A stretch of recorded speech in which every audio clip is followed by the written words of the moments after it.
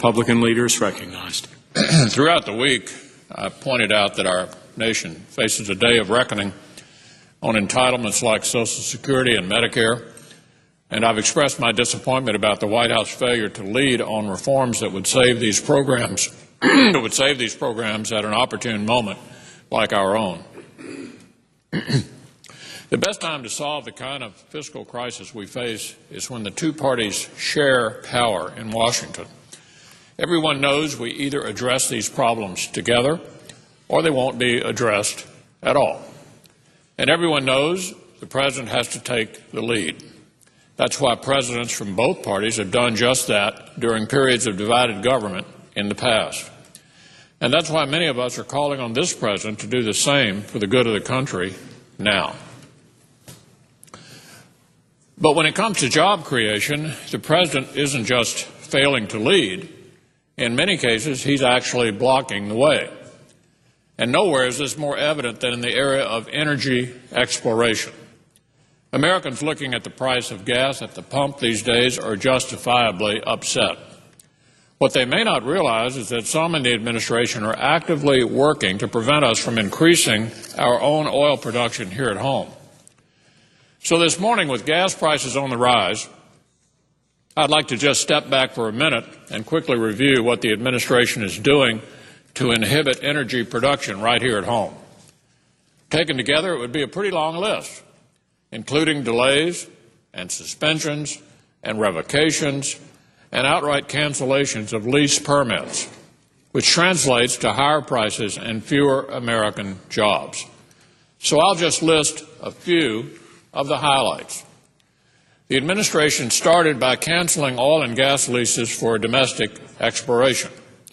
Immediately after taking office, the Secretary of Interior, Ken Salazar, canceled 77 oil and gas leases in the state of Utah. 1 year later, the administration suspended 61 more leases, this time in Montana.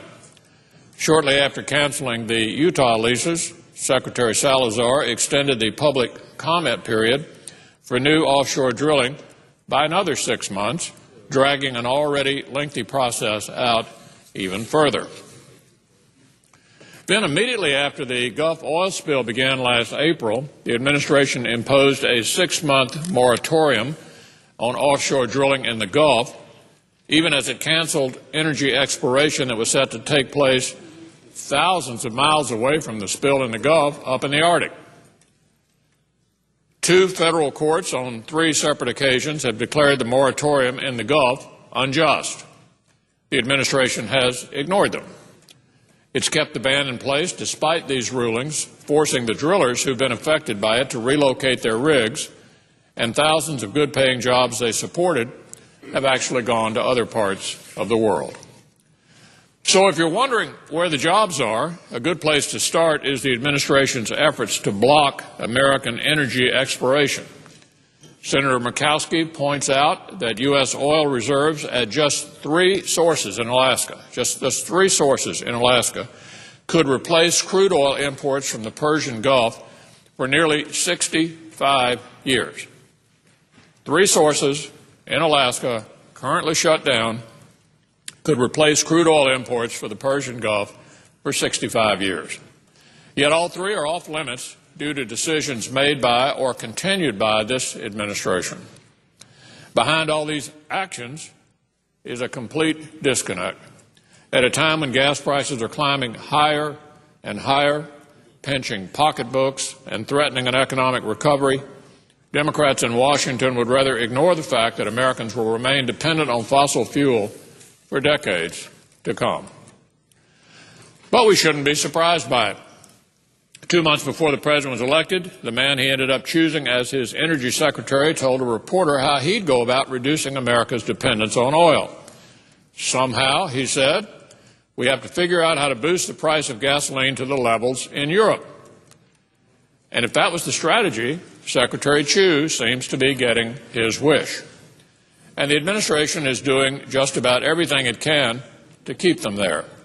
Now is the time to be asking what we can do to increase domestic energy production, not proposing ways to squeeze American families even more. And that's why all of these actions by the administration, along with a tax hike on energy production some have proposed that will only be passed on to consumers in the form of even higher gas prices, is the very last thing Americans need right now. We should be looking for ways to lighten the burden on American families, not saddling them with a minivan tax. There's a better approach. Rather than squeezing the public and killing jobs with artificially higher prices, we should be looking for ways to increase domestic production, even as we promote alternative sources of energy for the future. And all of the above approach to energy production and the jobs that come with it, of the kind Republicans have been advocating for years, would capitalize on the abundant resources we already have right here at home, while at the same time looking for alternative sources of energy and new technologies that will free us from dependence on fossil fuels down the road.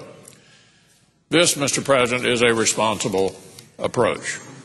It protects existing jobs and creates new jobs at a time when Americans need them. It would reduce our dependence on foreign sources of oil. It honors the concerns Americans have right now about the rising price of gas, and it respects the reality that most of the cars in this country will run on gas for many, many years to come. But higher prices at the pump and fewer American jobs is the wrong answer.